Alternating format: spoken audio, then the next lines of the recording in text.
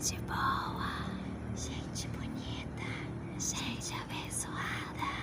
Aqui é Kevin e aqui é Evelyn e esse é o canal Gemelizando.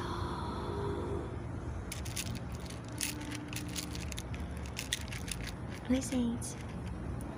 Hoje eu vou estar aproveitando o ASMR para estar falando algumas curiosidades sobre um item muito pequeno, às vezes desvalorizado, mas que eu acho muito interessante, que são os botões de roupas.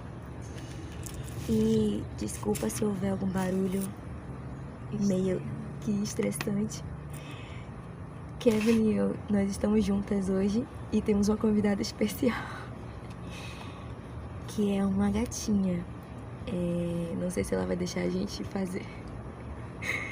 Tá bagunçando aqui, mas nós vamos fazer de tudo para que o ASMR saia da maneira como a gente planejou. Vamos lá.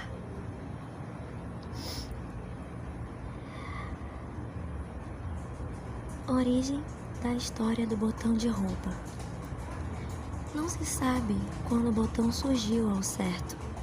Há indícios de que em tempos remotos, 3000 antes de Cristo, eles já existiam no Vale do Indo, localizado no sul da Ásia.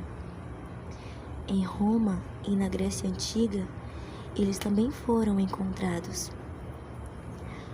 O botão pré-histórico, digamos assim, era feito com objetos que tinham um buraco no meio para poder cumprir exatamente a função dos botões como conhecemos hoje. Assim, conchas e gravetos eram matérias-primas comuns para a fabricação dos botões. No entanto, a moda não pegou. O botão permaneceu pré-histórico por séculos. Mesmo com a função de prender um pedaço de pano a outro, laços, presilhas, alfinetes e fivelas eram bem mais usados. É interessante ver que tudo continha algum metal, como presilhas, alfinetes e broches. Era mais usado por quem tinha uma condição financeira melhor, até aumentava o status da pessoa. A quantidade de botões limitada na Idade Média. Quando evoluiu, os botões ainda exigiam muita habilidade para serem feitos. Além disso, a matéria-prima era mais cara.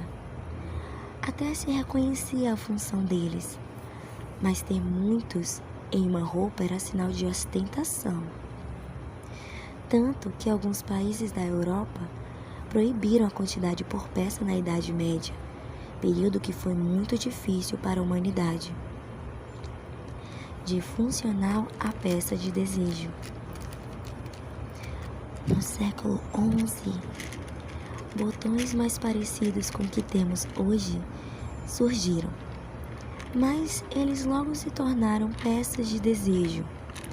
Eram feitos com materiais de ouro, prata e pedras preciosas, ou materiais que imitavam-nos. Apareciam principalmente nos punhos de roupas.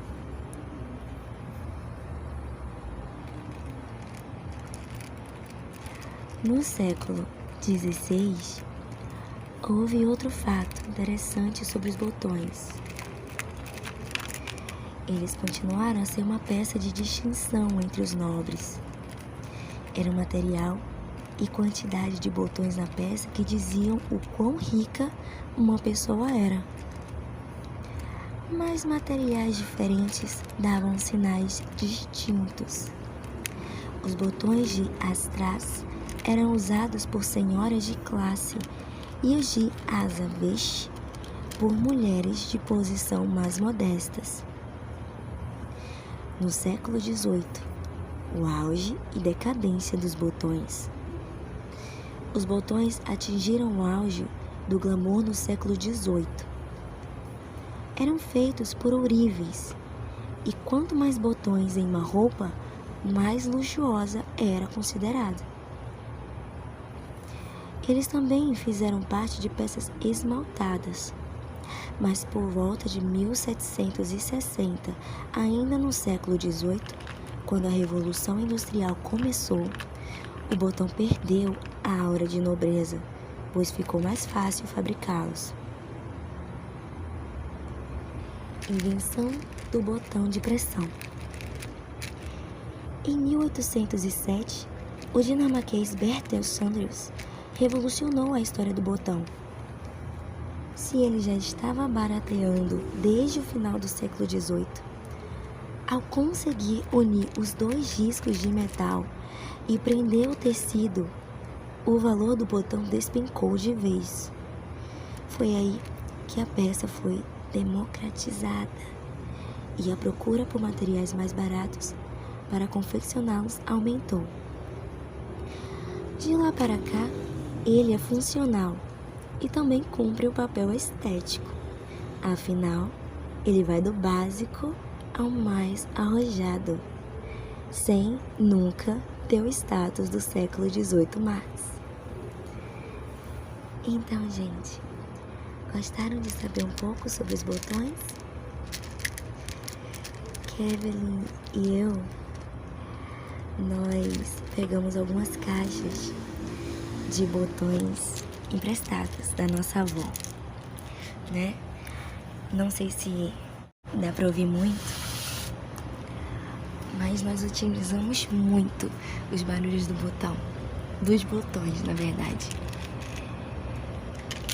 Nós sempre achamos que os botões tinham esse serviço de ASMR pra gente, né? Quando uma pessoa vai escolher um botão, sempre acaba nos dando um relaxamento, aquele sono. E eu não sei se todos sentem isso, mas nós queremos passar isso também pra vocês. Queremos que vocês relaxem, relaxem, relaxem.